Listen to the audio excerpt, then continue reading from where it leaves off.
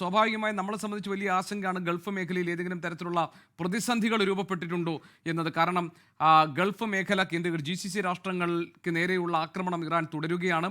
ഇന്നലെ പെസഷ്കിയാൻ പറഞ്ഞ പോലെയല്ല കാര്യങ്ങൾ. ഇന്ന് ജനവാസ മേഖലകൾ കേന്ദ്രീകരിച്ചിട്ടും മിസൈൽ ചെന്ന് പതിച്ചിട്ടുണ്ട് എന്നാണ് നമുക്ക് ലഭിക്കുന്ന ചില വിവരങ്ങൾ.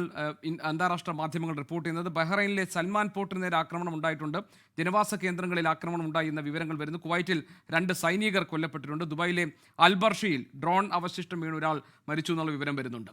എന്താണ് ഇവിടുത്തെയൊക്കെ സാഹചര്യം എന്ന് നോക്കാം. കാരണം മലയാളികൾ ഉൾപ്പെടെ വലിയൊരു വിഭാഗം ഇന്ത്യക്കാർ താമസിക്കുന്ന പ്രദേശങ്ങളാണ് ഗൾഫ് മേഖലയിൽ ഈ രാഷ്ട്രങ്ങൾ.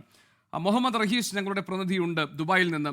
റഹീസ്, ഇന്ന് എന്താണ് UAE-യിലെ നിലവിലെ സാഹചര്യം? ഇടയ്ക്ക് ചില റിപ്പോർട്ടുകൾ വന്നിരുന്നു UAE തിരിച്ചടിക്കാൻ തുടങ്ങി എന്നാണ്. ഇപ്പോൾ ഇറാൻ പറയുന്നു അമേരിക്കയെ പിന്തിരിപ്പിക്കുകയോ തടയുകയോ ചെയ്തില്ലെങ്കിൽ ഗൾഫ് രാജ്യങ്ങൾക്ക് നേരെ ആക്രമണം തുടരുമെന്നാണ്. എന്താണ് UAE ഭരണകൂടത്തിൻ്റെ നിലപാട്?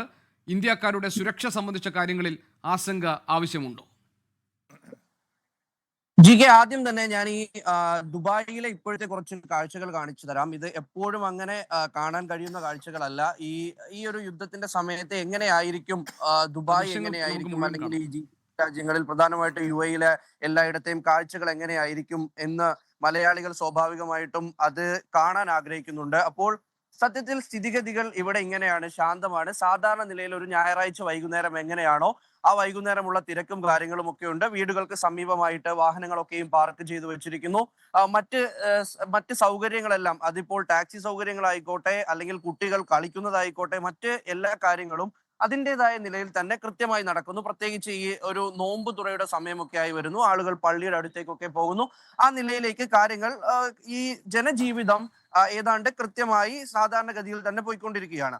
ഇനി GK ചോദിച്ച പ്രധാനപ്പെട്ട ഒരു ചോദ്യം, അത് വലിയ ആശങ്കയുണ്ടാക്കുന്ന ഒരു വിവരമാണ്. അതായത് ഈ UAE തിരിച്ചാക്രമിക്കാൻ പോകുന്നു എന്നുള്ളത്. അത് പല അന്താരാഷ്ട്ര മാധ്യമങ്ങളും അത് റിപ്പോർട്ട് ചെയ്തു. പക്ഷേ ഒരു നിലയ്ക്കും UAE അത് സ്ഥിരീകരിച്ചിട്ടുണ്ടായിരുന്നില്ല.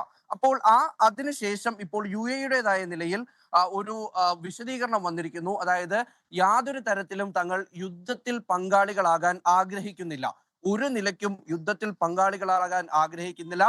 തങ്ങളുടെ പരമാധികാരത്തെ സംരക്ഷിക്കാൻ തങ്ങൾക്കറിയാം. അതൊരിക്കലും യുദ്ധം ചെയ്തുകൊണ്ടല്ല, മറിച്ച് ഈ യുദ്ധത്തെ, ഈ ആക്രമണങ്ങളെയൊക്കെയും പ്രതിരോധിച്ചുകൊണ്ടാണ് എന്ന് UAE-യുടെ ഒരു ഔദ്യോഗികമായിട്ടുള്ള സ്ഥിരീകരണം വന്നിട്ടുണ്ട്. അത് ഈ ഘട്ടത്തിൽ വളരെ പ്രധാനമാണ്. കാരണം ഏതാണ്ട് UAE ഇസ്രായേലിനെ ആക്രമിച്ചിരിക്കുന്നു, അവിടേക്ക് ആക്രമണം തൊടുത്തുവിട്ടിരിക്കുന്നു എന്ന് വലിയ തോതിലുള്ള പ്രചാരണം ഉണ്ടായിരുന്നു. അപ്പോൾ യുദ്ധത്തിലേക്ക് വലിച്ചിഴക്കപ്പെടാൻ തങ്ങൾ ആഗ്രഹിക്കുന്നില്ല എന്ന് UAE വ്യക്തമാക്കിയിരിക്കുകയാണ്.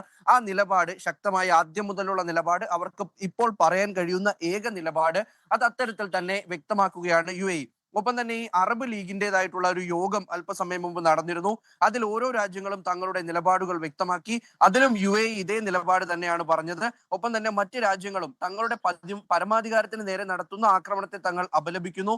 പക്ഷേ ഒരു യുദ്ധസമാനമായ സാഹചര്യത്തിൽ ആർക്കെങ്കിലും ഒപ്പം ചേരാൻ അല്ലെങ്കിൽ ഒരു തീവ്രമായ നിലപാട് എന്ന രീതിയിലേക്ക് കടത്തി പറയാൻ തങ്ങൾ ഇപ്പോൾ ആഗ്രഹിക്കുന്നില്ല എന്ന നിലയിലേക്കാണ് ഓരോ രാജ്യങ്ങളും നിലപാട് പറഞ്ഞത്. അറബ് ലീഗ് ഒന്നാകെ പറഞ്ഞത് ഇറാൻ മറ്റുള്ള ഗൾഫ് രാജ്യങ്ങളിലെ യുദ്ധത്തിലേക്ക് വലിച്ചിഴക്കുകയാണ്. യുദ്ധത്തിലേക്ക് ചേരാൻ താല്പര്യമില്ലാത്ത, സംഘർഷത്തിന് താല്പര്യമില്ലാത്ത രാജ്യങ്ങളുടെ മേൽ കടന്നു കയറിക്കൊണ്ട് പ്രകോപനം ഉണ്ടാക്കുകയാണ്. ഈ പ്രകോപനം നിർത്തണം, ഇത് അപകടകരമായിട്ടുള്ള നീക്കമാണ്.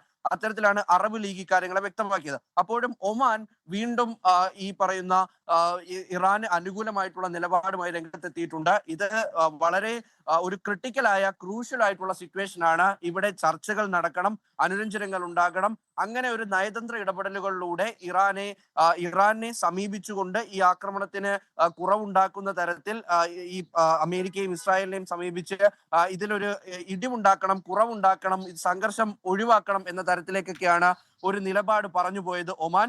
ഇനി ഏറ്റവും പ്രധാനം, കഴിഞ്ഞ ദിവസം ഈ ആക്രമണം നടന്നു എന്ന് പറഞ്ഞതിനു ശേഷമാണ്, നിർത്തുന്നു എന്ന് പറഞ്ഞതിനു ശേഷമാണ് ഏറ്റവും കൂടുതൽ ആക്രമണം ശരിക്കും ഇറാന്റെ ഭാഗത്തുനിന്നുണ്ടായത്. കാരണം ഒരു ദിവസം 3 ജീവൻ നഷ്ടപ്പെടുന്നത് ഔദ്യോഗികമായി സ്ഥിരീകരിക്കുന്നത് ഇന്നലെയോടുകൂടിയാണ്. ഇന്നലെയാണ് കുവൈറ്റിൽ 2 സൈനികർക്ക് ജീവൻ നഷ്ടമാകുന്നത്. അതിനപ്പുറത്തേക്ക് റോഡിലൂടെ, ഇതേപോലെ ഒരു റോഡിലൂടെ ഇങ്ങനെ വാഹനം ഓടിച്ചു പോയിക്കൊണ്ടിരുന്ന ഒരു പാകിസ്ഥാനി ഡ്രൈവർക്ക് അദ്ദേഹത്തിന്റെ ജീവൻ നഷ്ടമാകുന്നത് ദുബൈയിൽ അൽബർഷയിലാണ്. അപ്പോൾ ആ രീതിയിൽ അൽബർഷയിലും ഇത്തരത്തിൽ കുവൈറ്റിലുമൊക്കെ ഉണ്ടായ ആക്രമണത്തിൽ മരണം ഉണ്ടാകുന്നു, അങ്ങനെ 3 പേർ മരിക്കുന്നു. അങ്ങനെ സ്ഥിതിഗതികൾ ശരിക്കും ശാന്തമാകുമെന്ന് പ്രതീക്ഷിച്ച ഒരു ഉച്ചയ്ക്കു ശേഷം പിന്നീട് അത് കൂടുതൽ രൂക്ഷമാകുന്ന സ്ഥിതിയാണ് ഇന്നലെ വൈകിട്ടും ഒപ്പം തന്നെ രാത്രിയും കണ്ടത്. ലോകത്തെവിടെയായാലും ഏത് സമയത്തും 24 വാർത്തകളും ഓഗ്മെന്റഡ് റിയാലിറ്റി പാക്കേജുകളും എക്സ്പ്ലെയിനറുകളും വിശദമായി കാണാൻ ഞങ്ങളുടെ യൂട്യൂബ് ചാനൽ നിങ്ങൾക്ക് സബ്സ്ക്രൈബ് ചെയ്യാം.